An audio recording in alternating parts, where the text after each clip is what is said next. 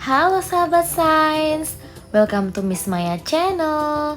Sebelum menonton video ini, jangan lupa untuk like, komen, dan subscribe dulu ya.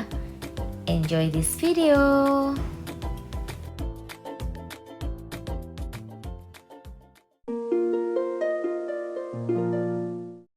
Sahabat sains, pada topik sebelumnya kita sudah membahas perbedaan sel hewan dan sel tumbuhan, dan ternyata mereka memiliki beberapa fitur yang berbeda.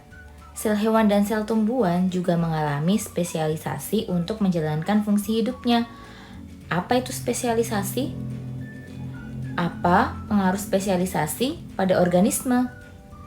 Di dalam subbab ini, kita akan membahas apa itu spesialisasi dan apa pengaruhnya terhadap fungsi hidup organisme.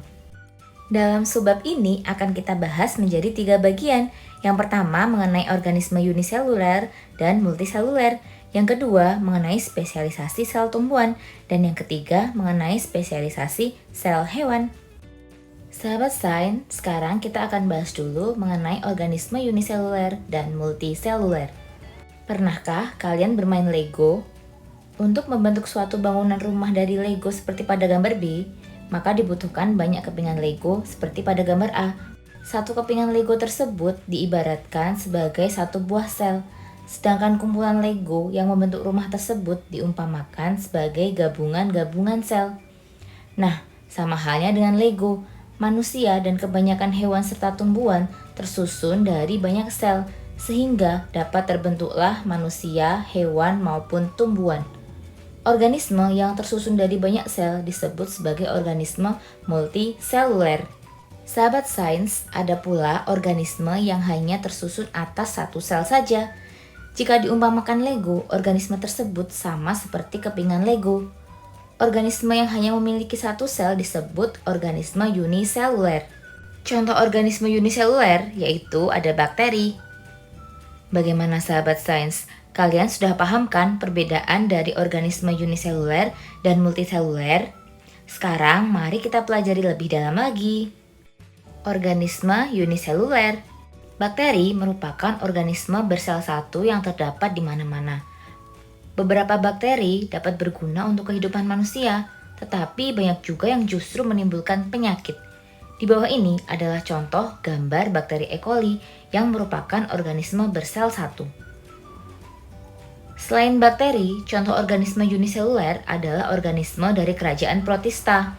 Protista biasanya dapat ditemukan di beberapa sampel air sungai.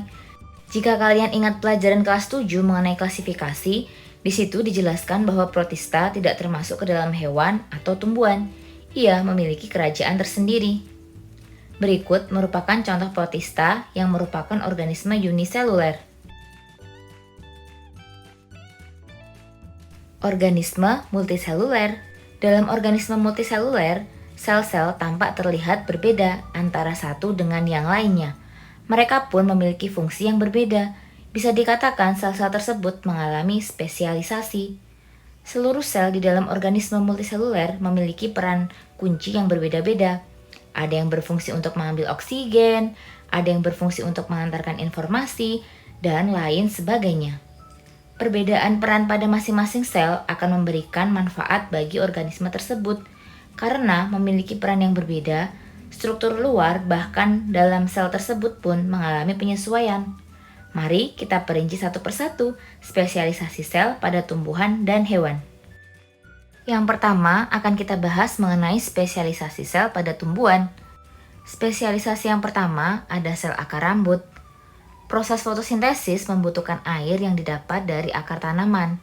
Spesialisasi sel akar rambut pada tumbuhan memudahkan untuk meningkatkan penyerapan air karena area permukaan akar membesar. Nah, ini contoh spesialisasi sel akar rambut, gambarnya seperti ini. Kemudian yang kedua ada stomata. Stomata berfungsi untuk mengambil gas karbon dioksida dan melepaskan oksigen.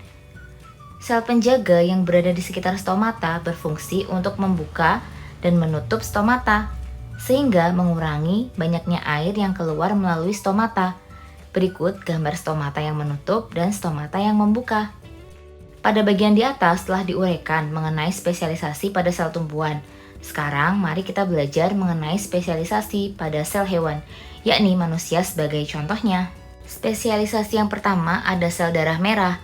Sel darah merah dewasa berbentuk pipih karena mereka menghilangkan nukleus atau inti selnya untuk menjalankan fungsinya dalam mengikat oksigen. Yang kedua, ada sel syaraf. Bentuk sel syaraf yang panjang berasal dari perpanjangan sitoplasma dengan tujuan untuk menyampaikan informasi dari indera ke otak dan dari otak ke otot atau kelenjar. Yang selanjutnya ada sel otot. Sel otot memiliki banyak nukleus dan mitokondria untuk menunjang fungsinya sebagai alat gerak. Jumlah nukleus dan mitokondria yang banyak ini memudahkan sel otot untuk memproduksi energi yang dibutuhkan hewan dan manusia dalam melakukan berbagai aktivitas. Yang terakhir ada sel, jaringan, organ, dan sistem organ. Spesialisasi sel menunjukkan bahwa masing-masing sel di dalam tubuh organisme multiseluler beradaptasi untuk menjalankan fungsinya masing-masing. Sel-sel yang memiliki karakter dan fungsi sejenis saling bekerja sama, membentuk jaringan. Jaringan bersama jaringan lain akan membentuk organ. Organ bekerja sama dengan organ lain akan membentuk sistem organ.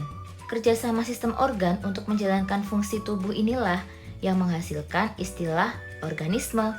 Gambar berikut memperlihatkan bagaimana sel membentuk jaringan sampai menjadi organisme. Jadi dapat kita simpulkan bahwa urutan organisasi kehidupan dimulai dari adanya sel. Sel-sel yang memiliki fungsi yang sama akan membentuk jaringan. Jaringan-jaringan akan membentuk organ. Kumpulan organ-organ akan membentuk sistem organ. Kumpulan sistem organ akan membentuk suatu organisme. Berikut adalah contoh-contoh sistem organ di dalam tubuh manusia. Yang pertama, ada sistem pencernaan yang berfungsi untuk memproses makanan yang kita makan sehingga menghasilkan energi untuk tubuh. Sistem pencernaan terdiri dari mulut, kerongkongan, lambung, usus halus, usus besar, rektum, dan anus. Yang selanjutnya ada sistem peredaran darah yang berfungsi untuk mengalirkan darah ke seluruh bagian tubuh. Sistem peredaran darah terdiri dari jantung, pembuluh darah, dan sel darah. Lalu ada sistem pernapasan yang berfungsi untuk mengalirkan oksigen dan membuang karbon dioksida melalui peredaran darah. Sistem pernapasan terdiri dari hidung, tenggorokan, paru-paru, dan diafragma. Kemudian ada sistem gerak. Selain berfungsi untuk menggerakkan tubuh, juga berfungsi untuk melindungi organ-organ penting dalam tubuh. Sistem gerak terdiri dari otot dan tulang. Yang terakhir ada sistem ekskresi. Sistem ekskresi berfungsi untuk membuang sisa-sisa metabolisme tubuh, bisa berupa keringat maupun urin. Sistem ekskresi terdiri dari ginjal, paru-paru, hati, dan kulit. Thank you for watching sahabat sains. See you on my next video. Bye bye.